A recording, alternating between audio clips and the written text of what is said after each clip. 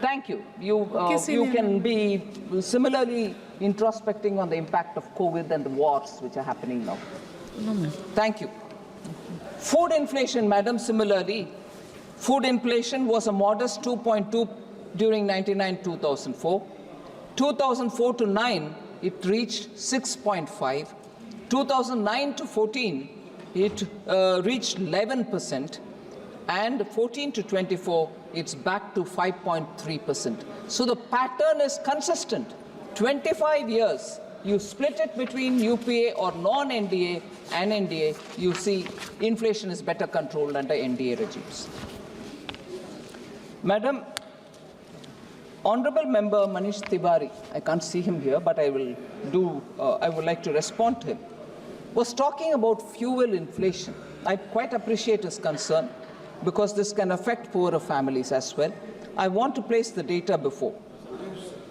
Under UPA 2, the fuel inflation was 8.9% compared to the 10 years between 2014 to 24, which is at 4.4%. But I just want to highlight the fact for Honorable Member Manish Tiwari's question. He talked about the LPG cylinder, and I'm sure this is something which most members will be interested in knowing about. Under the Congress, LPG cylinders were a privileged and scarce commodity. Before April 2014, nearly 45% of the Indian households didn't have access to clean cooking fuel. In contrast, madam, LPG coverage under the NDA has reached near saturation. Total domestic active LPG customers have more than doubled from 14.52 crore in April 2014 to 32.65 crores as of June 2024. Madam, an approximation, I'm not giving an exact number, it is expected, or approximation is, there are 33 crore households in this country, approximate, and 32.65 crore have got LPG cylinder connection. Near saturation in making sure gas cylinders reach every household. So I must credit the Ministry of Petroleum and Natural Gas for having taken this distribution of LPG to households. Since after Ujjwala came in, we have made sure that many of those families which gave up the extra cylinder on Honorable PM's nudge that he gave, saying, please, those who don't need the subsidy, give it up. Many people gave it up. But Ujjwala grew as much as also the others who don't need Ujjwala. So total saturation is 32.65 crores, and from among this number, 10.33 crore Ujjwala beneficiaries also are there. So this 32.65 crores includes Ujjwala 10.33 crores. Ujjwala 14.2 kg LPG cylinders, 14.2 kg, the weight of the cylinder, is given at an effective price of 503 rupees per cylinder. I want to highlight the fact that if we are to compare India with its immediate neighborhood, you'll know that India's LPG cylinders is very reasonably priced for the Ujjwala consumers that I'm talking about. Ma'am, the neighboring countries, as of 1st November 2024, the prices are like this. Nepal, it is 1,209.21 rupees. And I'm saying it in INR, Indian rupees. Sri Lanka, it is 1,211.24 rupees. Pakistan, it is at 1,095.41 rupees. And for Ujjwala customers, it is in India 503 rupees only. And immediate question would be, what about those non-Ujjwala? Because it's an essential thing for a household. Effective price of non-Ujjwala consumers, and I'm talking about New Delhi, is 803 rupees. So I want a clear appreciation of the fact, appreciation not so much for appreciating, but for recognition of the fact that compared to the neighborhood, India's LPG prices, even for non-Ujjwala, is far lesser than what it is like in our neighborhood. Manish Tiwari, member at translation, but that was essentially for his particular question. Madam, there were concerns expressed also about unemployment being very high. Several members raised questions on it, and I highlight some of the facts. The All India annual unemployment rate has been declining according to the periodic labor force survey report. Beginning 2017-18, it's been falling from 6.0% in 17-18 to 3.2% in 23-24. Unemployment rate was 6% in 2017-18. Today it has come down to 3.2%. And this is accompanied by a rise in the labor force participation ratio and worker to population ratio figures as well. A very important factor is the gender component, madam. The female labor force participation rate has been on the rise for the past 6 years, from 24.5% in 2018-19 to 41.7% in 23-24, and we'll be glad to know that this is largely driven by rising participation of rural women into the labor force. So this is a very noteworthy transformation that we are seeing. I would like to put it before you, Honorable Chairperson. According to the latest payroll data of the EPFO, cumulative net addition of EPF subscribers, which very clearly shows the formal employment. So cumulative net addition of EPF subscribers touched 91.1 lakh in first half of this year, that is 24-25, which is nearly 29% higher than the cumulative net additions of 70.5 lakhs in the same period last year. So it's an important, and we are clearly talking about the net addition. It's not the numbers who have gone, we've ignored it or anything like that. We are talking about net addition. Nearly 2/3 of the new subscribers in the EPFO payroll have been from the 18 to 28 years band. So for all of us who rightly have concerns about the youth of India, I would like to show this figure that the net addition to the EPF subscriber numbers has 2/3 of them coming from those in the age group of 18 to 28. So the youth of India are coming on board and getting into EPF-related registers. Madam, there was also concern and a lot of discussion about the procedure not being followed in sanction of contingency fund advance. I think it was member N.K. Premachandranji who raised this point. I'd like to respond to him because I think he highlighted, I appreciate the fact that N.K. Premachandranji gets into a lot of granular details of the budget and also of the general financial rules. Here he quotes, or I quote, he said, "The procedure given in para 5 of Delegation of Financial Powers rule regarding laying statement by ministers for giving contingency fund advance is not followed." That was his concern. I'd like to remind member N.K. Premachandranji that the procedural issue which you raised about withdrawals of contingency fund, an advance of 100 crores given to MNRE for the PM Surya Ghar. Am I right?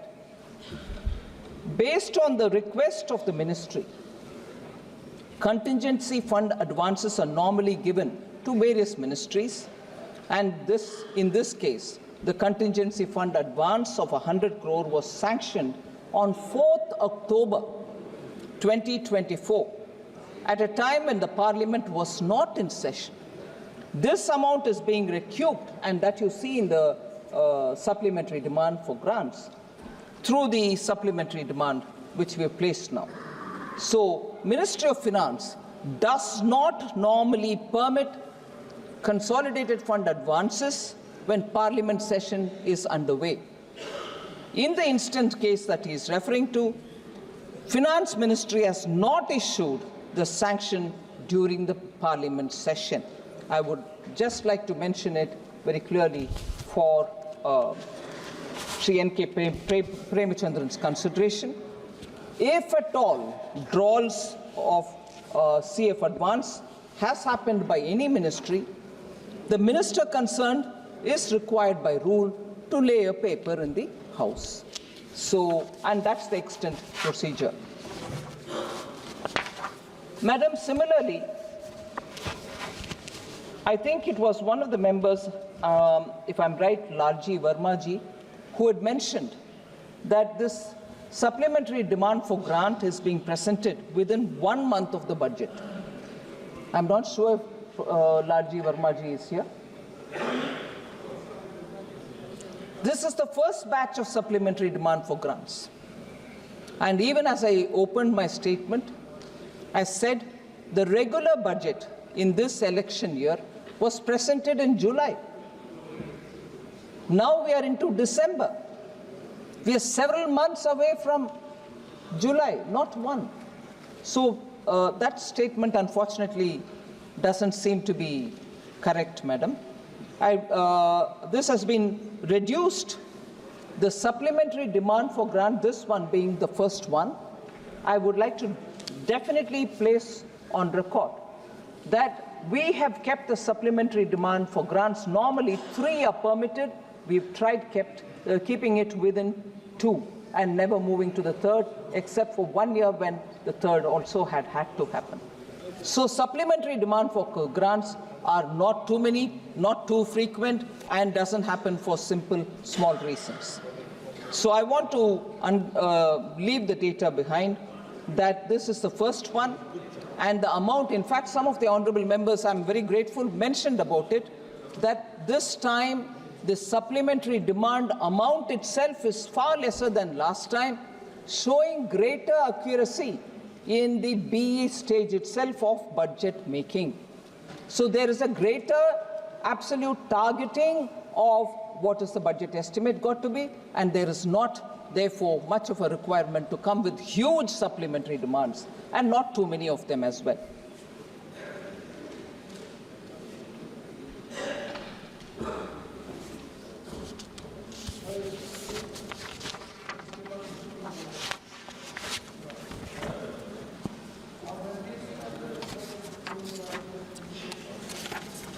Ma'am, there's been a concern about sustaining growth.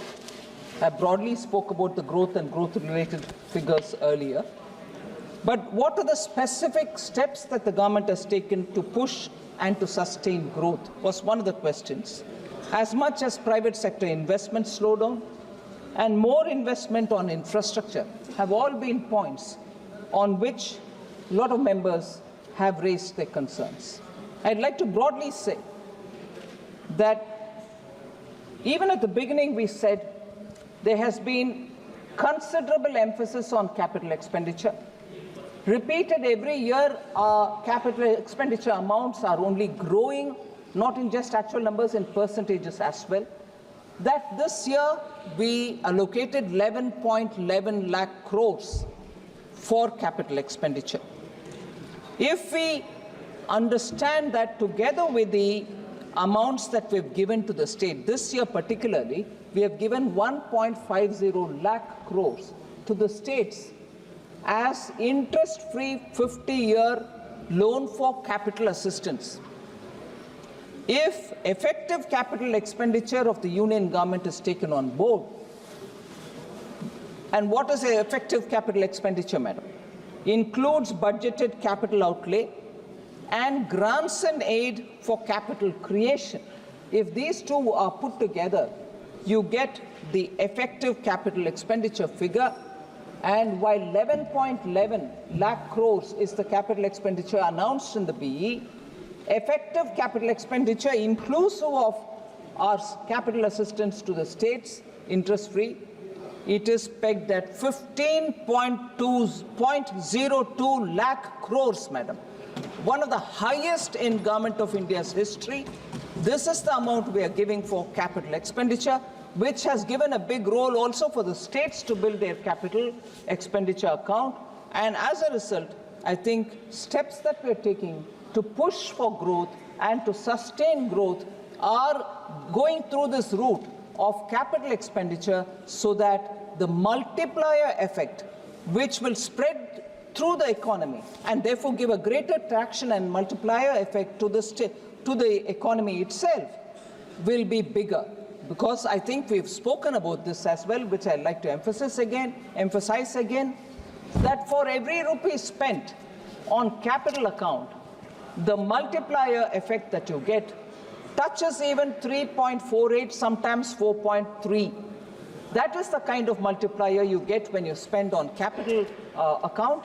Whereas if you spend on revenue account, for every 1 rupee, you would get only 0.98. Less than 2 paise, less than 100 paise, which is 1 rupee. So that is not going to benefit if we just spent money or put money in the hands of the people, promote immediate consumption so that people can go out in the market and buy the essentials. They are important. But the multiplier that gives is far lesser than the multiplier that you would gain when people are given in-situ jobs because projects are running, capital assets are being built.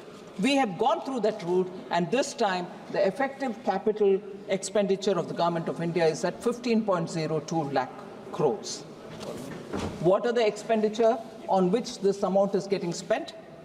Regional connectivity, robust highways, railways, coastal shipping, digital infrastructure, and multimodal logistics are areas in which we are spending this money, and also addressing skill deficit through package of 5 schemes which we have announced in this budget itself. And these have given results. So it's not as if I've spent the money, we don't know what is the outcome. The results are there for everyone to see. Increase in gross fixed capital formation to 30.8% of the GDP in 23-24. compared to an average of 28.9% between 2014-15 and 2018-19, pre-pandemic years. So pre-pandemic years, you had 28.9 gross fixed capital formation, whereas now it's gone up to 30.8%.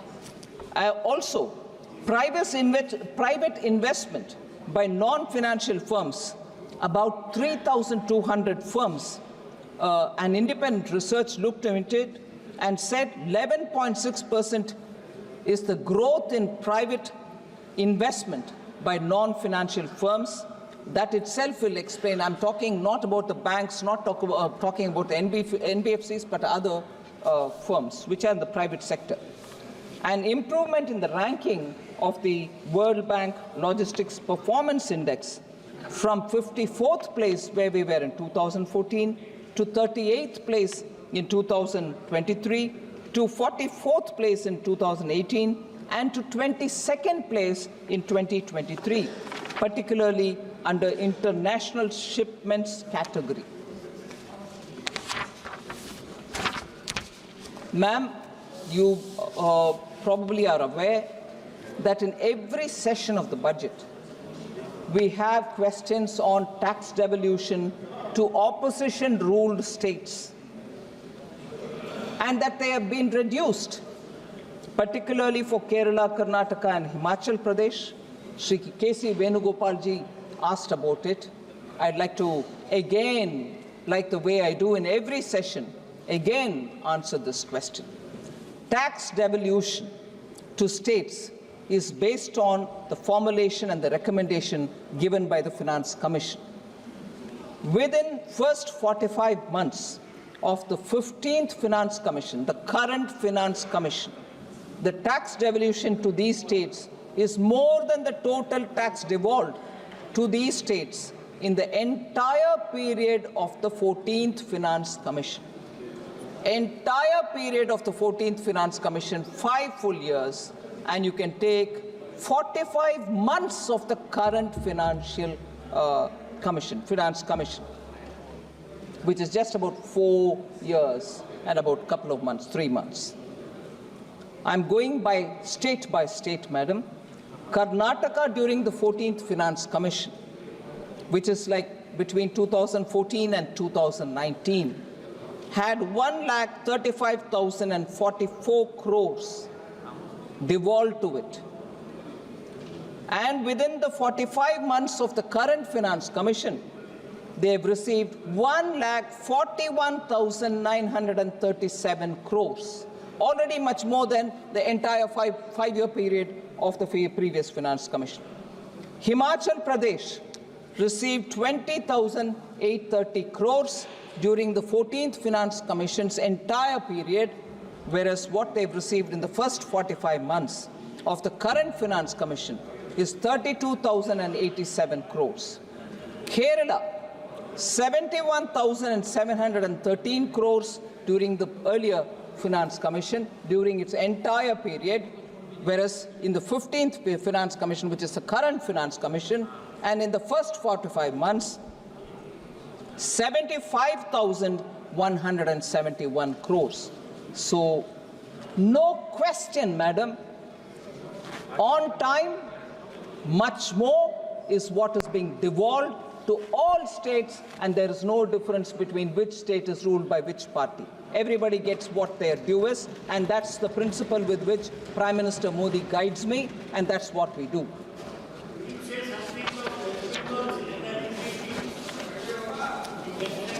Sir, slow pace of expenditure from the budget 24-25 is another question which N.K. Premchandranji asked. Union budget, the regular one for 24-25 was passed by the newly constituted Lok Sabha post-parliamentary election in August. And I've already explained that subsequently when the monies went to the state and when states got onto the ground to do their expenditure, almost 2 quarters were delayed.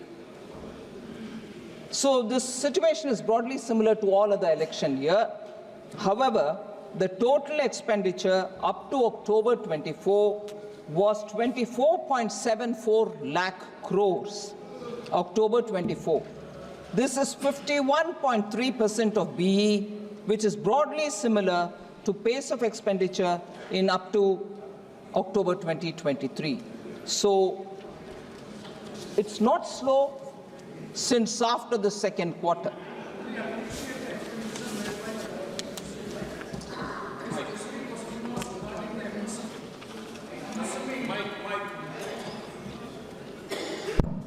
Madam, I fully appreciate the expenditure made by the government during the 6 months, 51.3% of the total expenditure, more than that of the total budget allocation. My point was the most labor industry sector, that is the MSME, the budget outlay was 22,137.95 crores.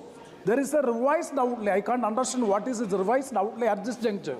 And further, the expenditure till 12/1/2024, it is 992 crores. That means just lower than 15%. When the total expenditure is more than 51.3%, how in the MSME sector alone it is come just less than 15%? That was my question I have raised. Madam, I'm thankful to Honourable Member for giving that clarification. I want to be sure that I don't repeat, but I would like to emphasize on the point that this budget gave particular 5 different schemes to enable the MSMEs to have greater liquidity in their hand, greater access to credit, and like never before, and I say this in particular, MSMEs only had working capital given to them. Our government has now made a provision for them to also have term loans for doing their business, which means they can take the loan from the bank and invest in plant and machinery. But they are, after all, small firms. They will not have huge collaterals to offer. They won't have security to give. So I'm grateful to the Honorable Prime Minister, who very clearly said, if we gave assistance for the small traders on the street, Swanidhi, we gave assistance for women and small people who are doing their business, PM Mudra, all of them are sovereign guaranteed, collateral free. Similarly, for the term loan that we are giving to the MSMEs, we have provided for sovereign guarantee.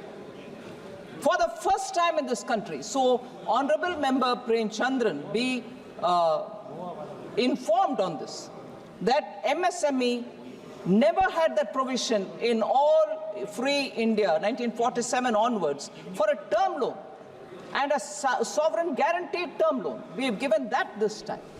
But on the specific point of why it is not spent or why it is not acquiring that much of within this year traction, the same is the case.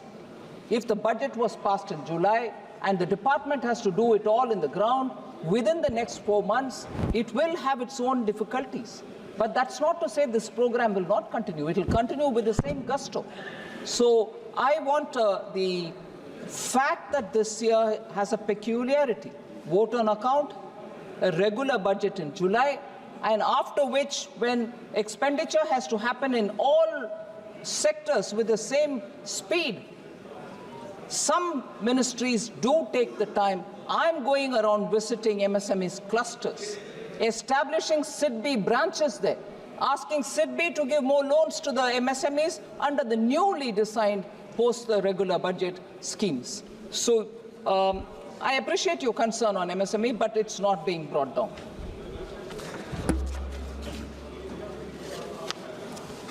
Madam, like always, every session, you're from West Bengal yourself, ma'am. And I've heard Professor Saugata Roy interrupting to say, would you also speak on this? I'm speaking now. West Bengal has been deprived of funds from central government under Manrega and PM Awas scheme was raised by Professor Saugata Roy and Ms. Sayani Ghosh. I'm not sure if she's here. He's here, but Member Sayani Ghosh is not there. But, yes, ma'am, I'd like to, through you, put the facts before. Like every year, every other year, the state PMAY Gramin, Awas Yojana Gramin, was being implemented in West Bengal since 2016-17. The government has also released 25,798 crore as central share to the state since 2016-17. However, complaints of irregularities in the implementation of PMAY Gramin, including a selection of ineligible households from the Awas Plus 2018 list, removal of eligible households, and renaming of the scheme in the state as Bangla Awas Yojana have been received. The ministry has sought action taken report from the state government. Similarly, ma'am, and again, I've said this even earlier in very many different sessions, for under the Manrega, complaints of misappropriation of funds have been received by the government. Upon inquiry by central teams, the complaints were proven to be correct. And madam, I may add, the central team was accompanied by the state team as well when they went on inspection. They were proven incorrect. The complaints were proven correct, and not following the rule was clearly established. The Rural Development Department had sought latest status of action taken report. Now, the state government has submitted the ATRs, which are being examined by the Ministry of Rural Development. That's the current position, ma'am, on the question which Professor Saugata Roy has raised. Yeah, please.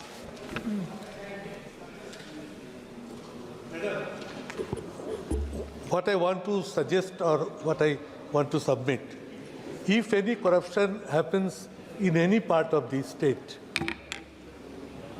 total amount of money, why it is being kept stopped, where possibility of inquiries appears, central team, state team jointly detected any area, stop sending money over there.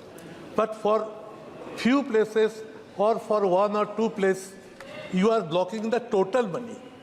What would be my suggestion, what would be my request to you, to release the amount to the particular state who have due from the center more than 1 lakh crore of rupees as a whole. So would you kindly take up these two issues, Manrega and Awas Yojana? I also want to request you, wherever corruptions reports are there, block money over there. But don't stop the full money for so many as a whole for the total state. But haven't we stopped it on that ground only now? Yes. Please, Honourable Member. Ma'am, Chairperson, the Honourable Member is putting forth a suggestion, saying stop it where the corruption has happened, don't stop entirely. We've not stopped entirely for all over the country. We've stopped where the corruption has happened. उनके सुझाव है कि मैं पूरे देश में रोकना नहीं है, जहां करप्शन हो रहा है वहां रोकने के लिए। मैं वही तो कर रही हूं, बंगाल में करप्शन हुआ उसको रोकूं।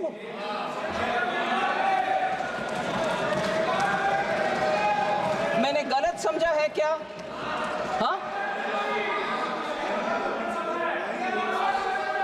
हाँ जी, आपके ओन स्टेट के विषय में ही मैं बोल रही हूं ना।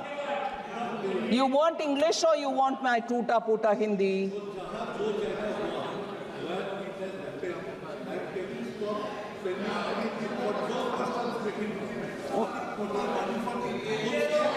Oh, you're saying in the state of Bengal, जहां करप्शन हुआ वहां ना देना, बाकी जगह पर देना। ये मैं कैसे तय करूं जी? मैं कैसे तय करूं? Madam Chairperson, even when I don't stop, even when I don't delay, even when I give an advance payment of, when I have to give 1 month, I'm giving 2 months, I'm accused of differential treatment to different states. अरे corruption हुआ ये साबित हो गया है, और central team और state team भी साथ में गए हैं, और उधर पेमेंट का रिक्लेम करो, ऐसे आदेश मिलने के बाद रिक्लेम ना करते हुए दोबारा ट्रेशरी से ही उसको भरपाई कर रहे हैं, मतलब करप्शन हुआ। उसके बाद मैं कैसे डिफरेंशिएट करूं? पूर्व मेदिनीपुर में नहीं हुआ, नॉर्थ बंगाल में हुआ नहीं, साउथ परगाना 24 परगाने में, मैं कैसे तय करूं? मैं कैसे तय करूं मैडम? और तय भी करूं, किसको मान्यता होगा? बंगाल चुपचाप अगर मानते हैं तो भी बाकी स्टेट्स मुझके ऊपर को गुस्सा नहीं करेंगे। ये आप कौन होते हो करने के लिए? सो पूरे इसको साफ करने के लिए मैं आपके द्वारा रिक्वेस्ट कर रही हूं, बंगाल गवर्नमेंट को साफ करो भाई। फिर आते हम, जितना भी प्रश्न उठाया गया उसको स्पष्टीकरण दो, एक्शन में दिखाओ, फिर कौन रोकने वाले हैं? आपके पैसा बिल्कुल देंगे, आपके पैसे देंगे।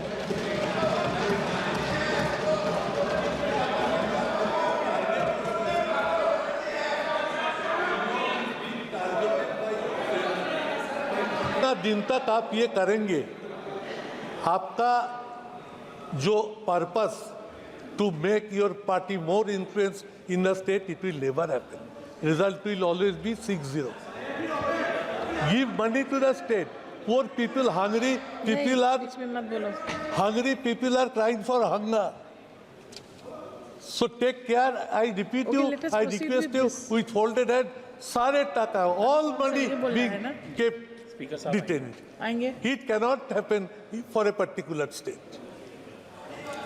Madam Chairperson, I fully appreciate the concern. Our intention is not to put anybody to difficulty. But strictly, if you allow me 1 minute of indulgence, for the political observation which Honorable Member has made, आप जब तक ये करते रहोगे आपका seat नहीं मिलेगा बंगाल में। मान लो ये सच है, फिर आपको क्या दिक्कत हो रही है भाई? खुश रहो, पूरे जीतो, पूरे आराम से बैठो ना।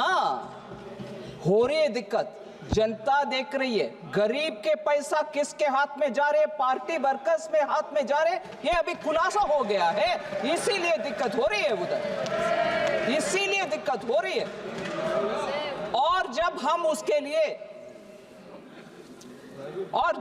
उसके लिए तैयार हैं, आते हैं स्टेट में, आपके टीम के साथ ही जाते हैं, अकेला नहीं जाते हैं। आपके टीम साथ में रहने के बाद भी दिखता है कि घपला हुआ,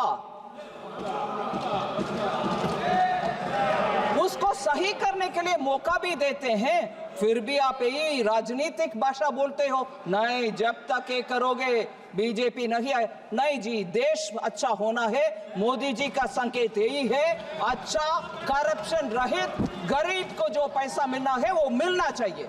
जहां घपला होते हैं हम साथ नहीं रहने वाले हैं।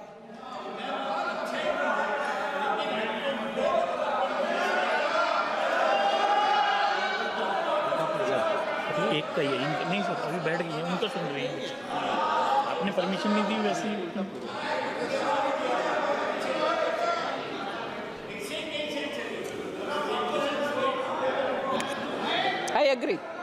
I agree on that. Center and state will have to work together. I agree on that. Honorable Chairman sir, Speaker sir, मैं सिर्फ दो विषय स्पष्टीकरण दे देती हूं, क्योंकि मेंबर देवेंद्र यादव जी दिखाई नहीं दे रहे, मगर वो एक इम्पोर्टेंट प्रश्न पूछे और वैसे ही सुप्रिया सूले जी भी पूछे। हाँ, all right, yeah, I'm coming, I'm trying to answer as much as possible. Sorry. Honourable speaker sir, मैं सिर्फ ये बोलना चाहती हूँ कि एक माइल पोस्ट रखते हैं प्रोफेसर सौगता रॉय डिस्टर्बेंस करने के लिए, ठीक है, आदत हो गए हैं हम सबको। फिर एक विषय उठाते हैं, उसको मैं पूरे विवरण के साथ जवाब दे दी। अभी दूसरे माइल पोस्ट, सिर्फ इनको ही मैं अटेंड करते रहना चाहिए, बस कोई और का जवाब देना नहीं।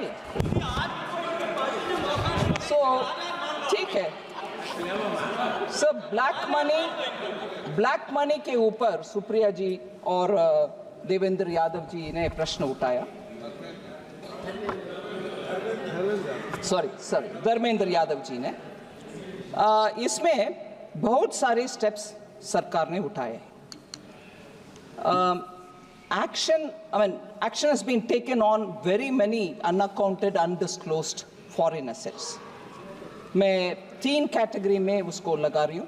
Investigation of HSBC, ICIJ, Panama, Paradise, Pandora leak related cases. In connection with all this, information has been received through various leaks like Panama paper leaks, Paradise paper leaks, Pandora papers leaks, HSBC, ICIJ. Intrusive actions were taken in 120 cases. Further, undisclosed income of 33,393 crores have been detected under the 582 cases which have been taken up. A multi-agency group consisting of representatives from various enforcement agencies, organizations, has been taken up by the government for expeditious and coordinated investigation of various categories of foreign assets, such as Panama paper leak, Paradise, and Pandora. The second which I want to highlight, sir, is the constitution of the SIT on black money. The government, of course, has constituted a special investigation team, and that's working from 2014. Meetings of the SITs are regularly taken up, and action taken report is also reviewed. Particularly, cases involving undisclosed foreign assets and income have really been monitored. Enactment of Black Money Act 2015, the government enacted a comprehensive and stringent new law namely the black money, undisclosed foreign income and assets, and imposition of Tax Act 2015 that has come into force from 2015 July. The salient features of this Black Money Act, sir, are 30% of taxes imposed on any undisclosed foreign income or foreign assets, and an additional amount, a penalty of 90%, 3 times the amount of the tax, is also imposed on them. Penalty for failure to furnish returns or undisclosed or inaccurate details of foreign assets are also levied.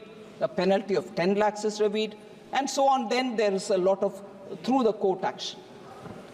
For the effective administration of the Black Money Act 2015, sir, the creation of a foreign asset investigation unit has been established.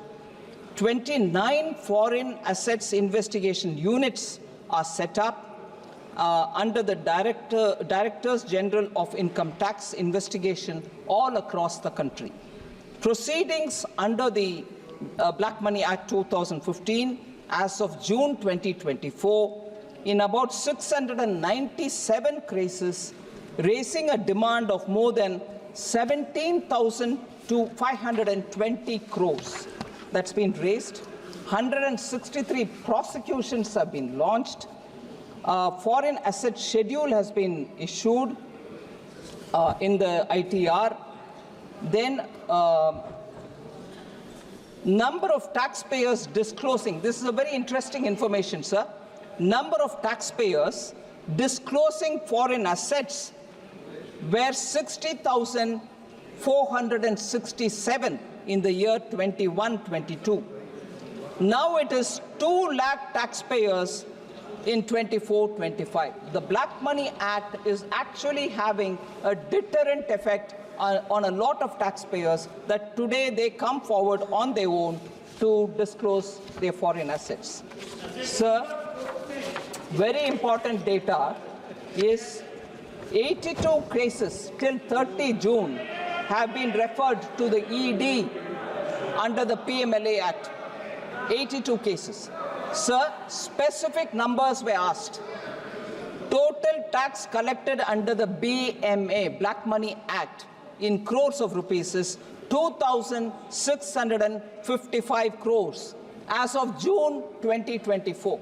Total money raised under the Black Money Act. Number of cases in which assessments have been passed are 697. Demand raised 17,520 crores. Number of cases in which penalty has been levied, 341 cases. Penalty levied in crores, 9,971.47 crores. Prosecution launched, 163. Number of cases where assessment is pending, 531. Number of cases where penalty initiated and pending, 532. So these are the actual figures to show that the PMLA and the Black Money Act are actually giving their due returns of the taxpayer money, which is got to be obtained for the sake of the country. On the PMLA, sir, on the PMLA, sir, the Honorable Speaker, sir, ED has successfully restored properties valued at least 22,280 crores, and I'm only talking of the major cases. We all question about ED. The return and also the money which have been claimed by the ED is this one.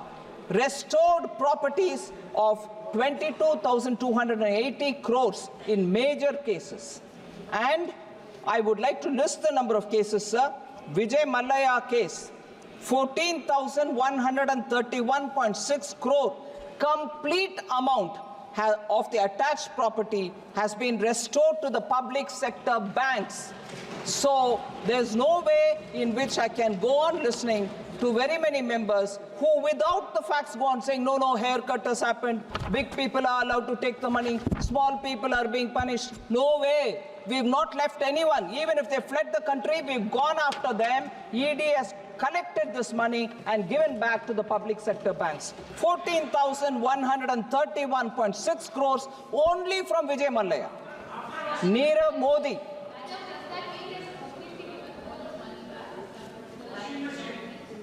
Attached properties is what I'm talking about, ma'am. There can still be some more cases, but attached properties and their monies have gone to the public sector banks. And this is the money that is obtained from them. Nirav Modi case, 1,052.58 crores has been restored to the public and private banks. National Spot Exchange Limited, NSEL scam, 17.47 crores have been obtained and given to the banks. SRS Group, which is the SRF Group's Pearl City and Prime projects in Gurugram, 20.15 crores, that is the property restored. Rose Valley, 19.40 crore. Surya Pharmaceutical Limited, 185.13 crore. Novera Sheikh and others, the Hira Group, 226 crore. Amrutesh Reddy, Naidu and others, 12.73 crores. Mehul Choksi and others, 2,565.90 crores have all been taken. And then liquidators in the different Geetanjali group of companies to carry out valuation and auction of the attached or seized properties worth 2,565 crore is also happening. Nafisa Overseas and others, 25.38 crores. Bhushan Power and Steel Limited, Supreme Court ordered restitution of assets worth 4,025 crores to JSW via its December 11 orders. So it is important to recognize, sir, that we have not left anybody in economic offenses. We are after them. We will be making sure that money which has got to go back to the banks will go back. Thank you very much, sir.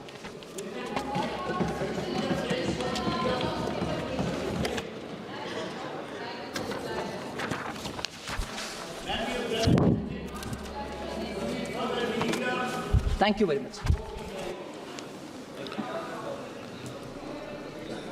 अनुदानों की अनुपूरक मांगों पर श्री सुधाकर सिंह द्वारा 8 कटौती प्रस्ताव प्रस्तुत किए गए हैं।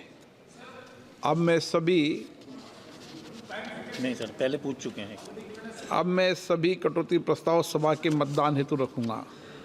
प्रश्न है कि श्री सुधाकर सिंह द्वारा प्रस्तुत सभी कटौती प्रस्ताव स्वीकृत किया जाए।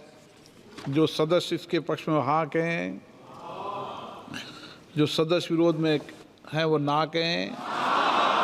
मेरे विचार में निर्णय ना वालों के पक्ष में हुआ, ना वालों के पक्ष में सभी कटौती प्रस्ताव स्वीकृत हुए। अब मैं वर्ष 24-25 के लिए अनुदानों की अनुपूरक मांगों के प्रथम बेच को सभा के मतदान के लिए रखूंगा। प्रश्न ये कि अनुदानों की अनुपूरक मांगों की सूची के स्तंभ 2 में मांग संख्या 1 से 8, 10, 11, 13 से 21, 23 से 38, 43 से 54, 56, 57, 60 से 62, 65, 66, 68, 69, 71, 73, 74, 76 से 79, 81, 83, 85 से 87, 79 से 95 और 97 से 102 के सामने दर्शाए गए मांग शीर्षों के संबंध में 31 मार्च 2025 को समाप्त होने वाले वर्ष के दौरान संधाय के काम होने वाले खर्चों की अदायगी करने हेतु अनुदानों की अनुपूरक मांगों की सूची के स्तंभ 3 में दर्शाई गई राजस्व लेखा तथा पूंजी लेखा संबंधी राशियों से अनधिक संबंधित अनुपूरक राशियां भारत की संचित निधि में से राष्ट्रपति जी को दी जाए। जो सदस्य इसके पक्ष में हाँ कहें, जो सदस्य विरोध में ना कहें। मेरे विचार में निर्णय हाँ वालों के पक्ष में, हाँ वालों के पक्ष में वर्ष 24-25 के लिए अनुदानों के अनुपूरक मांग का प्रथम बेच पारित हुआ। आइटम नंबर 22 माननीय मंत्री जी। Introduction, sir? Item नहीं. number 22. Item number 22 23. Introduction. पहले 22 Okay. Sir, introduce the bill. हाँ, प्रश्न ये है कि विधेयक को पुनर्स्थापित करने की अनुमति प्रदान की जाए। जो सदस्य इसके पक्ष में हाँ कहें, जो सदस्य विरोध में ना कहें। मेरे विचार में निर्णय हाँ वालों के पक्ष में, हाँ वालों के पक्ष में माननीय मंत्री जी विधेयक को पुनर्स्थापित करें। Sir, I introduce the bill. Item 20. Item number 23 माननीय मंत्री जी। Reply to a technical objection which I have raised yesterday, that is regarding the laying of the statement before taking advance from the contingency fund of India. Madam has responded to my question that it is not during the session on October 1st, Ministry of Energy and Renewable Energy has taken an advance of 100 crores from the contingency fund of India. So the rule specifically states that immediately after, soon after the advance, a statement has to be laid on the table of the House. Unfortunately, that statement has not been laid before the House. It is a technical defect and error on the part of the ministry that has to be clarified, because the Parliament cannot be taken for granted, because it is a rule specifically stating that the statement, if you are taking advance from the contingency fund, we are permitting it, Parliament is granting it. But you have to, in emergent cases, if you have taken any advance, it is a mandatory provision according to the rules which you have already made. You have to lay a statement on the House that we have taken this much of advance from the contingency fund of India. Unfortunately, such a statement has not been laid on the table of the House. Speaker, sir, I appreciate the technical detail that Honorable Member Prem Chandran is asking. The rule specifically says that for the amounts given as advance to from the consolidated fund, contingency fund, is given before the session in place, for instance, or whenever it is given, will have to be reported in Parliament. That is exactly what we've shown in the supplementary demand for grants. 1 minute, let me finish. Supplementary demand for grants, where the advance given from the contingency was 100 crores, and the 100 crores are shown here in the supplement. Excuse me, you're a veteran in this Parliament, but I'm trying to answer your, no, Honorable Member, TK.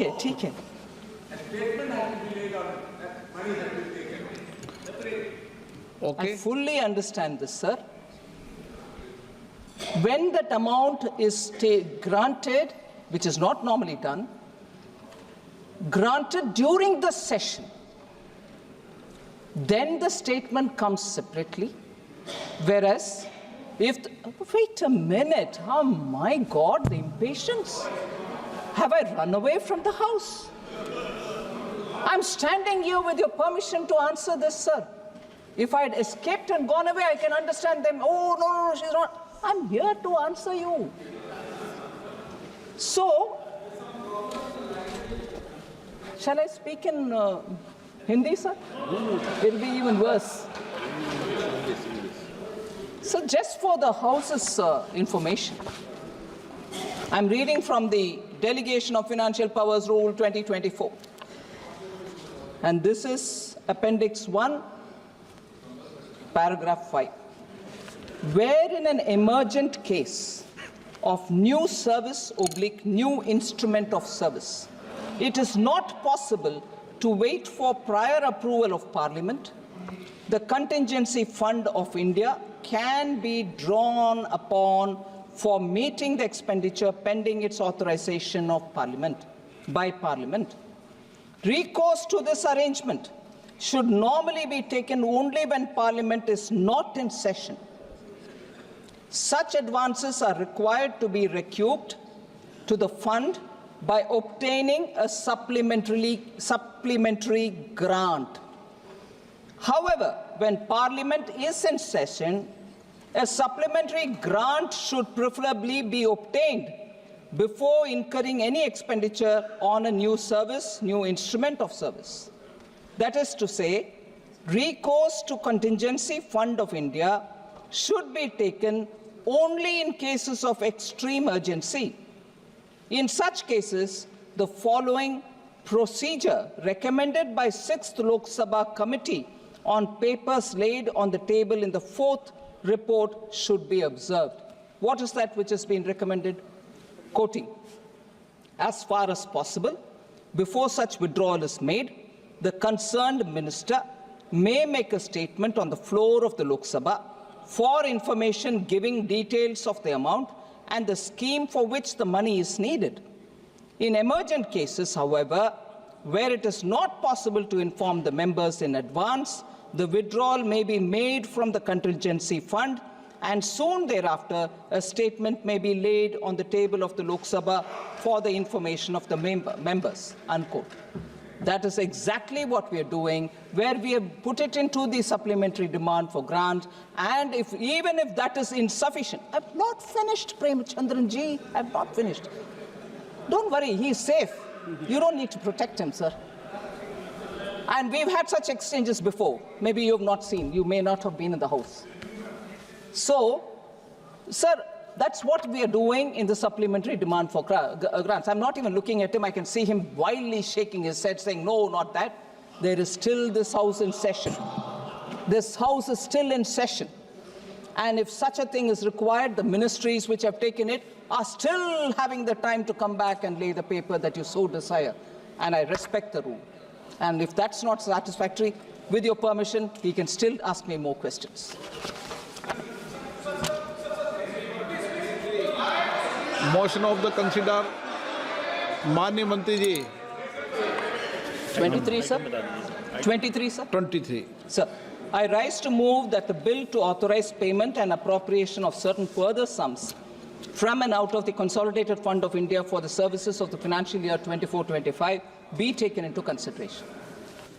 प्रश्न ये है कि विधेयक पर विचार किया जाए। जो सदस्य इसके पक्ष में हाँ कहें, जो सदस्य विरोध में ना कहें। मेरे विचार में निर्णय हाँ वालों के पक्ष में, हाँ वालों के पक्ष में विधेयक पर विचार करने तो प्रस्ताव स्वीकृत किया गया। अब सभा विधेयक पर खंडवार विचार करेगी।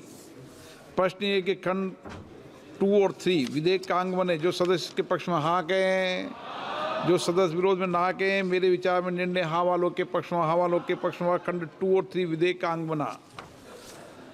प्रश्न ये है कि अनुसूची विधेयक का अंग बने। जो सदस्य इसके पक्ष में हाँ कहें, जो सदस्य विरोध में ना कहें। मेरे विचार में निर्णय हाँ वालों के पक्ष में, हाँ वालों के पक्ष में अनुसूची विधेयक का अंग बनी।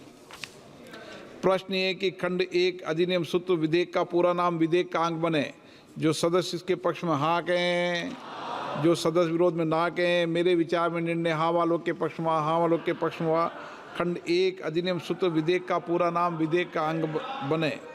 मंत्री जी अब प्रस्ताव करेगी विधेयक को पारित किया जाए। Sir, I rise to move that the bill be passed. प्रश्न ये कि विधेयक को पारित किया जाए। जो सदस्य इसके पक्ष में हाँ कहें, जो सदस्य विरोध में ना कहें। मेरे विचार में निर्णय हाँ वालों के पक्ष में, हाँ वालों के पक्ष में प्रस्ताव स्वीकृत हुआ, विधेयक पारित हुआ। आइटम नंबर 24 गोवा राज्य सभा निर्वाचन क्षेत्र अनुसूचित जनजाति प्रतिनिधित्व का पुनः समायोजन विधेयक 2024। माननीय मंत्री जी। Honorable Speaker, sir, with your kind permission, I move that the bill for enabling reservation of seats in accordance with Article 332 of the Constitutions for effective democratic participation of members of scheduled tribe and to provide for the readjustment of seat in the Legislative Assembly of State of Goa in so far as such a readjustment is necessitated by inclusion of certain communities in the list of scheduled tribe in the state of Goa and for matters connected therewith or incidental thereto be taken into consideration. मैं अध्यक्ष महोदय थोड़ा brief में इस bill के बारे में बताना चाहता हूं आपकी अनुमति से। अनुसूचित जनजातियों के सदस्यों की प्रभावी लोकतांत्रिक भागीदारी के लिए संविधान के अनुच्छेद 332 में प्रावधान किया गया है और 332 के अनुसार सीटों के आरक्षण को समर्थ बनाने और गोवा राज्य की विधानसभा में सीटों के पुनः समायोजन का उपबंध करने के लिए गोवा राज्य के विधानसभा क्षेत्रों में अनुसूचित जनजातियों के प्रतिनिधित्व का पुनः समायोजन विधेयक 2024 नामक एक विधेयक आज विचार और पारित करने का प्रस्ताव मैंने किया है। इसका बहुत ही लिमिटेड पर्पज है सर। ये 2002 में वहाँ परिसीमन हुआ और अनुसूचित जनजातियों की जनसंख्या 2001 की जनगणना के अनुसार वहाँ 566 थी, लेकिन उसके बाद गोवा असेंबली ने एक बिल पास किया, संविधान अनुसूचित जातियां अनुसूचित जनजातियां आदेश संशोधन अधिनियम 2003, और उसके अंतर्गत गोवा राज्य की अनुसूचित जनजातियों की सूची में 3 नए समुदाय नामक कुणबी, गावड़ा और वेलिप को शामिल कर लिया। तो एसटी की पॉपुलेशन एकदम से बढ़ गई, डिलिमिटेशन की प्रक्रिया पूरी हो गई थी तब तक। इसलिए राज्य में अनुसूचित जनजातियों की संख्या में जनसंख्या में पर्याप्त वृद्धि हुई है। वहाँ जो 566 थी वो अब हो गई है एसटी की पॉपुलेशन 1,49,275, करीब 1.5 लाख। इसलिए हम ये बिल लेकर के, ताकि जो अनुसूचित जनजाति के लोग रहते हैं गोवा में वो रिप्रेजेंट कर सकें गोवा असेंबली में, इस लिमिटेड पर्पज के लिए मैं बिल लेकर के आपके समक्ष आया हूं। मुझे लगता है चर्चा के बाद जो भी सुझाव आएंगे उसके बाद आपकी अनुमति से फिर उत्तर देने का मैं पूरा प्रयास करूंगा। आपने बोलने का अवसर दिया, बहुत बहुत धन्यवाद अध्यक्ष जी। Shri विरोल Fernandez.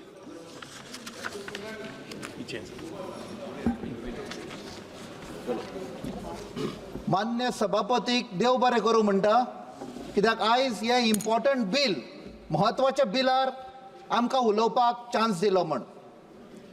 Thank you, Speaker Sir, for giving me an opportunity to speak on this very important bill concerning the representation of the tribal community in Goa.